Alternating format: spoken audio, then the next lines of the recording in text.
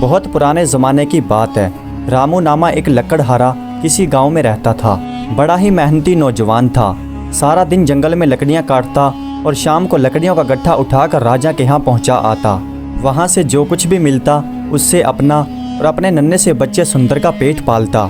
एक दिन रामू जंगल में लकड़ियां काटने जा रहा था। इत्तेफाक से उसे एक पत्थर से ठोकर लगी। रामू की दर्द के मारे चीख निकल गई, लेकिन वो था बहुत बहादुर और नेक दिल शख्स। रामू के दिल में ख्याल आया कि ये पत्थर अगर यहीं पर पड़ा रहा तो हो सकता है किसी और को भी यहाँ से ठोकर लग जाए, क्यों ना इसे यहाँ से हटा दिया जाए। रामू ने जैसे ही पत्थर को वहाँ से हटाया तो एक बहुत बड़ा काले रंग का सांप उसके नीचे से निकलकर सामने आ गया और उसने पलक झपकते ही रामू को डंस लिया। सांप इस कदर जहरीला था कि रामू पानी तक ना मांग सका। बेचारा वहीं गिरकर ढेर हो गया। सुंदर की माँ उसके बचपन ही में सुर्गबाग हो चुकी थी। बाप का सहारा यूं जाता रहा तो दुनिया उसकी नज़रों में अंधेरी हो गई। न दिन को चैन न रात को आराम, हर वक्त रोने से काम था। मगर कौन ऐसा रहमदिल था जो उसे तसल्ली देता और उसका सहारा बनता। मगर खुदा बड़ा कारसाज है, उसने राजा के दिल में उसके लिए रहम डाल दिया। उसने रामू की मौत का जिक्र सुना तो उसने एक और लकड़हारे को हुक्म दिया कि तुम सुंदर को अपने पास रखो और अच्छी तरह से उसकी परवरिश करो और उसकी परवरिश का सारा खर्च हम उठाएंगे। ये लकड़हारा राजा के हुक्म पर सुंदर को अपने घर ले आया और उसकी देखभाल करने लगा। सुंदर ज़रा कुछ बड़ा हुआ तो उसे लकड़ी पर नक्शो निगार बनाने का काम सिखाने के लिए कारीगर उस्ताद रखे गए। थोड़े ही अरसे में सुंदर लकड़ियों पर ऐसे खूबसूरत नक्शो निगार बनाने लगा कि जो भी देखता देखता ही रह जाता। उस लकड़हारे के यहाँ सुंदर को ऐसा आराम मिला कि वो अपने बाप का गम भूल गया और उस लकड़हारे ही को अपना बाप समझने लगा। उस लकड़हारे की एक ही लड़की थी और उसका नाम था कमला। वो बहुत खूबसूरत थी। ये दोनों हमेशा एक साथ रहते और एक साथ ही सैर को जाया करते थे। एक दिन नन्ही कमला कुएं पर पानी भरने लगी तो अचानक उसके हाथ से रस्सा छूटकर कुएं में जा गिरा। वो ये देखकर ज़ोर ज़ोर से रोने लगी और इतनी ही देर में सुंदर भी घूमता फिरता वहाँ पर आ निकला। कमला को रोते हुए देखा तो पूछा, तुम क्यों रो रही हो? कमला ने आंसू पोंछते हुए कहा कि मेरा रस्सा कुएं में गिर पड़ा है, अब मेरी माँ मुझे मारेगी। सुंदर ने शौखियों में मुस्कुराते हुए कहा, अच्छी बात है, तुम्हें तो मार लगनी ही चाहिए, माँ मेरी जान निकाल देगी। कमला बोली, अच्छे सुंदर, तुम मेरा रस्सा निकाल दो। सुंदर बोला, एक शर्त पर रस्सा निकाल सकता हूँ। कमला ने पूछा, किस शर्त पर? सुंदर बोला, वादा करो कि तुम मेरे साथ शादी कर लोगी। भोली भाली कमला क्या जाने कि शादी क्या होती है। वो समझी कि गुड्डा गुड्डी के खेल की तरह ये भी कोई काम होगा। वो झट से बोली, हाँ ज़रूर कर लूँगी। ये सुनकर सुंदर ने फ़ौरन अपनी पगड़ी कुएं में लटका दी, लेकिन पगड़ी थी छोटी, पानी की तह तक ना पहुँच सकी। अब किया जाए? पगड़ी को कुएं में से निकालकर कमला के दुपट्टे से उसे बांध दिया और सिरे पर कुछ कांटे बांधकर कुएं में फिर से लटका दिया। रस्सा कांटों में उलझ गया तो सुंदर ने उसे बहुत एहतियात से ऊपर खींच लिया। कमला रस्सा पाकर बहुत खुश हुई और वो रस्सा लेकर घर की तरफ भागने लगी तो सुंदर ने उसका हाथ पकड़ लिया और कहने लगा, तुमने मुझसे वादा किया था कि मैं तुमसे शादी कर लूँगी। तुम पहले अपना वादा पूरा करो, उसके बाद घर जाना। आओ इस पेड़ के गिर्द 7 चक्कर लगाएं। कमला इस बात को सुनकर फ़ौरन राज़ी हो गई और कपड़े का सिरा पकड़कर फ़ौरन दरख्त के 7 चक्कर लगा लिए। उसे क्या मालूम था कि फेरे लेने से क्या होता है। कमला अब जवान हो चुकी थी और उसकी खूबसूरती की तारीफ़ें दूर दूर तक होती थीं। राजा के बेटे को जब कमला की खूबसूरती का पता चला तब वो उसे देखने के लिए आया। बस देखने की देर थी कि कमला के हुस्न पर वो फिदा हो गया और घर जाते ही अपने बाप से कहने लगा कि मैं तो बस कमला ही से शादी करूँगा। राजकुमार ये सुनकर बहुत परेशान हुआ, मगर जब सारे मंत्रियों से मशवरा किया तो वो सब कहने लगे कि नौजवान राजकुमार की शादी वहीं करनी चाहिए जहां वो कहता है। बहुत सोच विचार के बाद राजा ने लकड़हारे की बेटी के लिए अपने बेटे का पैगाम पहुंचा दिया। कमला के बाप को जब ये खबर पता चली तो उसकी खुशी का ठिकाना ना रहा। कमला सुगर और सलीके वाली औरत बन चुकी थी। उसने इस बात पर खामोशी से अपनी रजामंदी का इजहार कर दिया। सिर्फ एक सुंदर था जो इस बात से परेशान था और अकेले में आंसू बहाता रहता था। ब्याह की तैयारी दोनों तरफ से की जाने लगी। हर तरफ खुशियां मनाई जा रही थी। बस शादी की तारीख मुकर्रर होना बाकी थी और पूरे गांव वाले लकड़हारे की किस्मत पर रश्क कर रहे थे। पुराने ज़माने में ये रिवाज था कि शादी ब्याह के मौके पर पंडित को लड़की का हाथ या जन्म पत्री दिखाकर पूछा जाता था कि दुल्हा के लिए दुल्हन अच्छी होगी या बुरी। राजा ने इसी गर्ज से एक नामी ग्रामी पंडित को कमला की जन्म पत्री देखने के लिए वहां पर भेज दिया। कि वो उसे देखकर उनके बारे में बता सके और शादी की तारीख भी मुकर्रर करे। कमला तैयार होकर पंडित के सामने आकर बैठ गई। पंडित ने कमला का हाथ देखने के लिए पकड़ा और फौरन ही छोड़ दिया और चौंकते हुए बोले कि इस लड़की की तो शादी पहले ही हो चुकी है। ये देखकर तो कमला और उसके माँ बाप पर तो बिजली सी गिर पड़ी। शादी हो चुकी है, शादी क्यों कर हो सकती है? ये कहते हुए कमला का बाप लड़खड़ाते हुए आगे की तरफ बढ़ा। पंडित जी, यूँ हमें बर्बाद ना कीजिए, लगता है आपने हिसाब किताब लगाने में कोई गलती की है। मेरी कन्या तो अभी कंवारी है, आप फिर से इसका हाथ देखिए। पंडित ने सर हिलाते हुए कहा, मुझे कभी धोखा नहीं हो सकता, लेकिन तुम जहाँ खाते हो वहीं पर धोखा करते हो। तुम एक ब्याही हुई लड़की की शादी राजा के बेटे से कैसे कर सकते हो? यह सुनकर कमला के बाप की आंखों में खून उतर आया। आगे बढ़कर कमला का हाथ पकड़ लिया और बोला, सच सच बता कि ये क्या बात है और तेरी शादी किससे हो चुकी है? कमला बेचारी परेशान थी। सुंदर भी वहीं पर मौजूद था और वह सुंदर को देखते ही उसके साथ जो पुराने गुजरे हुए वाकयात थे वो सब उसे याद आ गए। बचपन का ज़माना और बचपन का गुजरा हुआ वो वक्त सब याद आ गया कि क्यों कर उन्होंने बचपन में एक दूसरे का पल्ला पकड़कर दरख्त के गिर्द फेरे लगाए और शादी कर ली। शर्म के मारे उसकी आंखें झुक गई और उसने सारी बात सच सच पंडित जी के आगे बयान कर दी और कहा, मगर पंडित जी, वो तो सिर्फ खेल था, बचपन ही का खेल। ये सुनकर पंडित उठ खड़ा हुआ और बोला, बेटी, ब्याह कोई खेल नहीं होता, ये सचमुच का बंधन होता है। अब तुम्हें सुंदर ही की पत्नी बनकर रहना होगा। कमला का बाप गुस्से में खड़ा कांप रहा था। बड़ी मुश्किल से अपने गुस्से पर काबू पाकर सुंदर से कहने लगा, तुमने मेरे एहसानों का बदला यूं पूरा किया? सुंदर बेचारा चुपचाप खड़ा था। कमला के बाप ने गुस्से में चिल्लाकर कहा, सुंदर, तुमने अच्छा नहीं किया, जाओ कमला को लेकर मेरी नज़रों के सामने से दोनों दूर हो जाओ। कमला बेचारी रोते हुए उठी और सुंदर का हाथ थामकर हमेशा के लिए अपने बाप का घर छोड़कर चली गई। दोनों चलते चलते एक दूसरे शहर में पहुंचे और सफ़र से दोनों निढाल हो चुके थे। सामने एक सराय नज़र आई तो उसमें दाखिल हो गए। सराय की मालिक भटियारी से पूछा, हमें यहाँ रहने के लिए एक मकान मिल सकता है? सराय की भटियारी एक चलता पुर्जा थी। मकान क्यों ना मिलेगा, अपने खाने पीने और मकान का किराया अदा करो और जितने दिन चाहे यहाँ पर ठहरो। सुंदर ने कहा कि बड़ी बी, मेरे पास अभी पैसे तो नहीं, मगर यहाँ काम करके जो कुछ भी कमाऊँगा उससे तुम्हारा हिसाब भी चुकता करता रहूँगा। भटियारी ने पूछा कि काम क्या करते हो? सुंदर ने जवाब दिया कि लकड़ी पर नक्शो निगार बनाता हूँ। भटियारी कुछ देर सोच में पड़ी रही, फिर बोली, फिर यूँ करना होगा कि जो कुछ भी तुम बनाओ वो मुझे दे दिया करो, मैं खुद उसे बेचकर अपने पैसे रख लिया करूँगी और जो कुछ भी बचेगा वो तुम्हारे हवाले कर दिया करूँगी। सुंदर को उस वक़्त सर छुपाने के लिए ठिकाना चाहिए था। वो बोला, मुझे मंजूर है। भटियारी ने एक कोठड़ी दे दी और दोनों मियाँ बीवी उसी में रहने लगे। सुंदर ने भी काम करना शुरू कर दिया। वो हर रोज़ लकड़ी के ऊपर नक्शो निगार बनाता और भटियारी के हवाले कर देता। वो उनको बाज़ार में जाकर बेच आती और उनके सारे दाम खुद रख लेती। सुंदर पूछता कि मेरी चीज़ कितने की बिकी, तो वो कहती कि जो कुछ भी मिला वो हिसाब में पूरा हो गया। ये सुनकर सुंदर खामोश हो जाता। एक रोज़ कमला ने सुंदर से कहा, बदन के कपड़े फट फटाकर बराबर हो चुके हैं, पैसा एक भी नहीं बचता कि बदन के लिए कपड़े ही खरीद लें। यूँ कैसे गुजर बसर हो सकेगी? अगर यहाँ पर काम नहीं चलता तो आओ किसी और गांव में जाकर अपनी किस्मत आजमाएं। सुंदर और कमला ने वहाँ से जाने की तैयारी की तो भटियारी घबराई। सोचा कि आमदनी की जो सूरत बनी हुई है वो ख़त्म हो जाएगी। अकेले में कमला को समझाने बैठ गई। वो कमला से कहने लगी कि बेटी, लकड़ी के काम के दाम तो हर शहर में यही मिलेंगे। ज़्यादा आमदनी की ख्वाहिश है तो अपने शोहर से कहो कि जंगल में जाकर संदल की लकड़ी लाए और फिर उसकी लकड़ी बना कर दे, अलबत्ता वो अच्छे दामों बिक जाया करेगी। सुंदर और कमला ने आपस में मशवरा किया और काफ़ी देर की गौर व फिक्र के बाद ये फैसला किया कि दूसरे शहर में जाना बेकार है। सफ़र की तकलीफ़ें उठाने के बाद वहाँ भी अगर यही दाम मिले तो हमारा कुछ नहीं बनेगा, इसलिए बेहतर यही है कि इसी शहर में रहकर संदर की लकड़ी पर नक्शो निगार बनाए जाएं।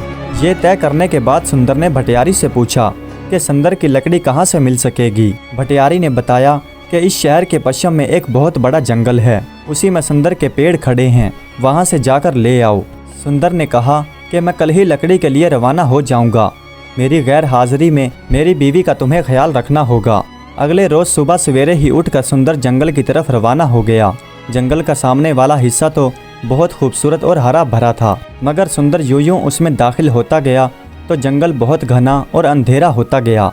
सुंदर अपना कुल्हाड़ा उठाए चलते चलते बहुत दूर निकल गया, लेकिन जंगल किसी तरह ख़त्म होने में ही ना आता था। थोड़ी दूर और चला तो आगे जाकर देखा कि पानी का एक जोहड़ है और उसके इर्द गिर्द बहुत बड़े बड़े दरख्तों का एक झुंड है।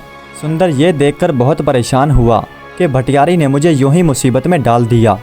वो ये सोचकर वापस जाने के लिए मुड़ा ही था कि उसे एक दरख्त के नीचे एक साधु बैठा हुआ दिखाई दिया। सुंदर ने बड़े अदब से उसके पैरों को छुआ और उसके कदमों की तरफ बैठ गया। साधु ने सुंदर से पूछा कि बेटा, तू अकेला इस जंगल में कैसे आ गया? सुंदर बोला, मुझे संदल की ज़रूरत यहाँ पर ले आई है। साधु बोला, संदल का जंगल तो यहाँ से बहुत दूर है और वहाँ पर बहुत से जंगली जानवर भी रहते हैं। अगर तुझमें हौसला है तो अपने दाएं हाथ सीधा चला जा। सुंदर ये सुनकर थोड़ा परेशान तो हुआ कि संदल का जंगल अभी बहुत दूर है, और फिर सोचा कि अब इतनी दूर आ चुका हूँ तो खाली हाथ जाने का क्या मकसद है। फिर जिस तरफ साधु ने कहा था उसी तरफ को चल खड़ा हुआ। वो कई दिनों तक सफ़र करता रहा।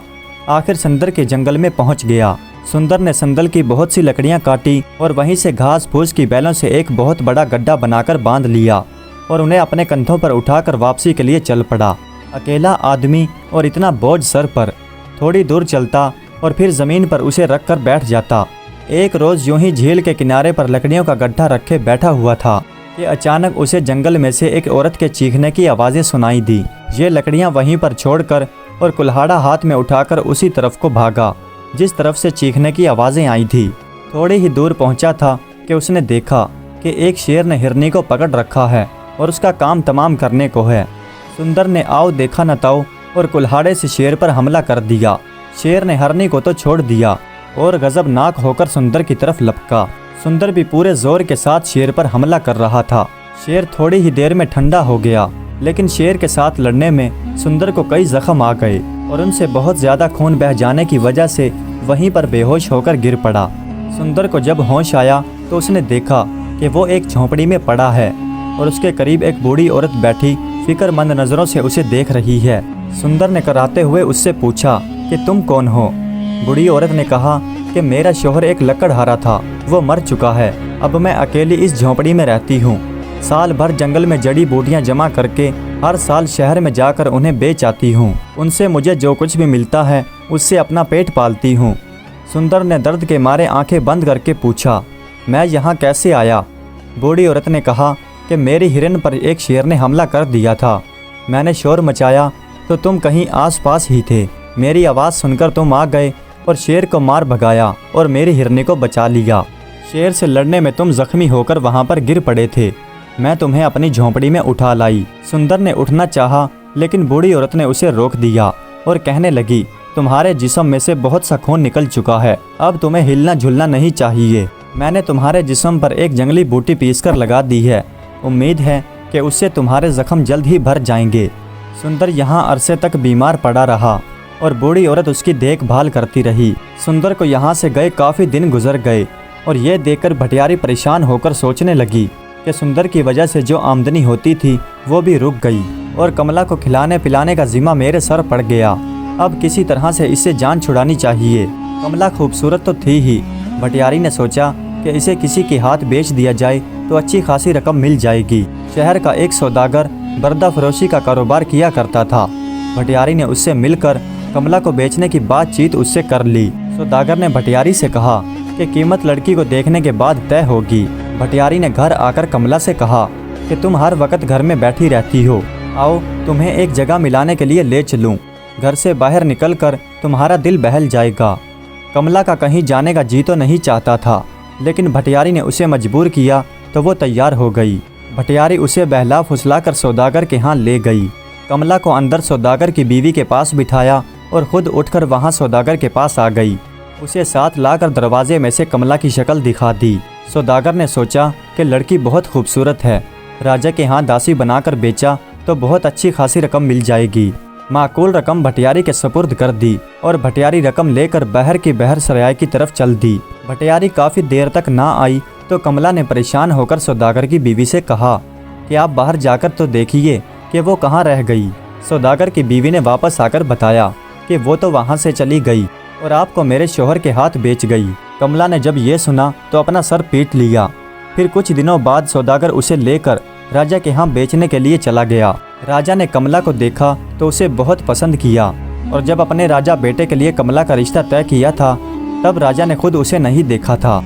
उसने सौदागर को एक अच्छी खासी रकम देकर वहाँ से रुखसत कर दिया। राजकुमार की शादी अब एक राजकुमारी से हो चुकी थी। राजा ने हुक्म दिया कि कमला को राजकुमार की दासियों में शामिल कर दिया जाए। कमला दासियों में रहने लगी, बड़ी मेहनत से अपना काम करती और कुछ ही रोज में राजकुमारी की नज़रों में चढ़ गई। वो कमला को उदास देखकर अक्सर पूछती कि तुम्हें किस बात का गम सताता है, मगर वो इस बात को हमेशा टाल देती। इधर सुंदर जब ठीक हो गया तो इसने बुढ़िया की मोहब्बत और इसकी खिदमत का शुक्रिया अदा किया। फिर संदल का गट्ठा उठा सफ़र के लिए रवाना हो गया। अरसे के बाद जब वो सराय पहुंचा तो क्या देखा कि वहां से कमला गायब है। भटियारी से पूछा कि कमला कहाँ है। भटियारी बोली कि मैं क्या जानूं कि वो कहाँ है। तुम्हारे जाने के बाद मैंने उसे बहुत प्यार मोहब्बत से रखा, लेकिन एक दिन ना मालूम कि कहाँ अचानक से उठकर चली गई। सुंदर ने यह सुना तो भौचक्का रह गया और फिर कहने लगा कि मैं अभी उसकी तलाश में निकलता हूँ। भटियारी गुस्सीले लहजे में बोली कि उसे ढूंढने के लिए बाद में जाना, पहले मेरा हिसाब चुकता कर दो। तुम्हारे जाने के बाद मैंने इतने दिनों तक तुम्हारी बीवी को खिलाया पिलाया और उसकी देखभाल की, वो कौन अदा करेगा। हिसाब चुकाने के लिए सुंदर गरीब के पास क्या धरा था। वो कहने लगा कमला मिल गई तो मैं वापस यहीं पर आ जाऊंगा। संदर की बहुत सी लकड़ियां ले आया हूँ, वापस आकर उन्हें बना कर दूंगा और तुम्हारा हिसाब चुकता कर दूंगा। भटियारी बोली कौन जाने कि वो कहाँ चली गई और उसकी तलाश में कितना वक्त लगेगा और मैं इतने दिनों तक इंतज़ार में कैसे बैठ सकती हूँ। पहले सुंदर की लकड़ियों की चीज़ें बनाकर मुझे दो, उसके बाद उसकी तलाश में जाना। सुंदर बेचारे के पास अब कोई रास्ता ना रहा और उसने भटियारी की बात मान ली। सुंदर बेचारा सारा दिन कमला की याद में आंसू बहाता और सुंदर की लकड़ियों की चीज़ें बना बनाकर भटियारी को देता। कमला उसके ख्यालों में बसी हुई थी। सुंदर की लकड़ियों पर उसी का नाम लिख लिख कर नक्शो निगार बना देता। भटियारी राजा के यहाँ जाकर राजकुमारी को वो लकड़ी की चीज़ें बनी हुई बहुत से महंगे दामों पर बेच आती और राजकुमारी को सुंदर की लकड़ियों पर बने गए वो नक्शो निगार बहुत पसंद आए।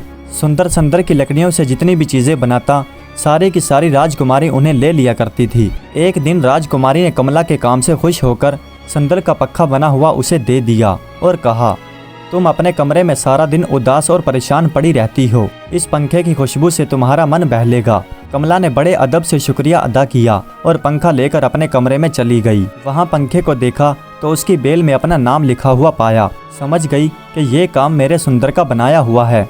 खुशी के मारे उसके मुंह से एक चीख निकल गई। आसपास की सारी दासियां भागती हुई आई ये देखने के लिए कि उसने चीख क्यों मारी है। वहाँ पहुंचकर देखा कि कमला उस पंखे को चूम चूम कर आंसू बहा रही है। सबने कमला से पूछा कि क्या हुआ, लेकिन कमला ने किसी को कुछ नहीं बताया। सब दासियों ने राजकुमारी को इस बात की खबर पहुंचाई। राजकुमारी ने कमला को अपने पास बुलाया और पूछा कि तुम पंखे को चूम चूम कर क्यों रो रही थी। कमला जवाब न देने पाई थी कि राजकुमार भी वहां पर आ पहुंचा। उसने कमला को देखा तो फौरन पहचान लिया कि ये तो लकड़हारे की वही लड़की है जिससे मैं कभी शादी करना चाहता था। उसने कमला से कहा कमला तुम यहाँ कहाँ। जब राजकुमार ने उसे पहचाना तो राजकुमारी हैरान रह गई। राजकुमारी ने पूछा कि आप इस लड़की को कब से जानते हैं। फिर राजकुमार ने इशारे से उसे समझाया कि मैं तुम्हें बाद में बताऊंगा। राजकुमार के इसरार पर कमला ने अपनी सारी दास्तान उसे सुना दी। राजकुमारी ने कहा कि एक भटियारी ही तो ये संदल के पंखे लाकर मुझे बेच जाती है। राजकुमार ने फौरन उस भटियारी को बुलाया। वो हाजिर हुई तो उससे पूछा जो पंखे तू राजकुमारी के हाथ बेच जाती है वो किसके बनाए हुए होते हैं। भटियारी ने पहले तो इस बात को टालना चाहा। उसे डर हुआ कि कहीं वो सुंदर को अपने पास रखकर मेरी आमदनी ख़त्म ना करवा दे। लेकिन जब राजकुमार ने उसे डराया धमकाया तो उसने सब कुछ बता दिया कि मेरे सराय में एक मुसाफिर ठहरा हुआ है और वही मुझे ये पंखे बना कर देता है। राजकुमार ने फौरन सिपाहियों को भेजा और सुंदर को वहाँ पर बुलवा लिया। सुंदर के आते ही कमला वहाँ पर बुलाई गई। जब कमला ने सुंदर को देखा तो वो बेअख्तियार उससे लिपट गई। उधर ये देखकर भटियारी का खून ये सोचकर खुश्क हो गया कि अब मेरी साजिशों का भांडा फूट जाएगा। राजकुमार ने एक एक करके सारी बात का पता लगा लिया कि भटियारी किस तरह से चालाकियां करके सुंदर और कमला को लूटती रही है। राजकुमार के हुक्म में भटियारन को फरेब के जुर्म में सजा मिली। जो रुपया और पैसा उसने कमला और सुंदर से हथियाया था वो सब कमला और सुंदर को मिल गया। राजकुमार ने अपनी तरफ से भी उन्हें बहुत सा पैसा रुपया दिया। और फिर दोनों मियाँ बीवी हंसी खुशी अपनी ज़िंदगी गुजारने लगे। प्यारे दोस्तों, उम्मीद करता हूँ कि ये वीडियो आपको पसंद आई होगी। अगर वीडियो अच्छी लगी हो तो कमेंट्स में अपनी राय का इजहार ज़रूर कीजिएगा। हमारे चैनल को सब्सक्राइब कर दीजिएगा। वीडियो देखने का बहुत बहुत शुक्रिया।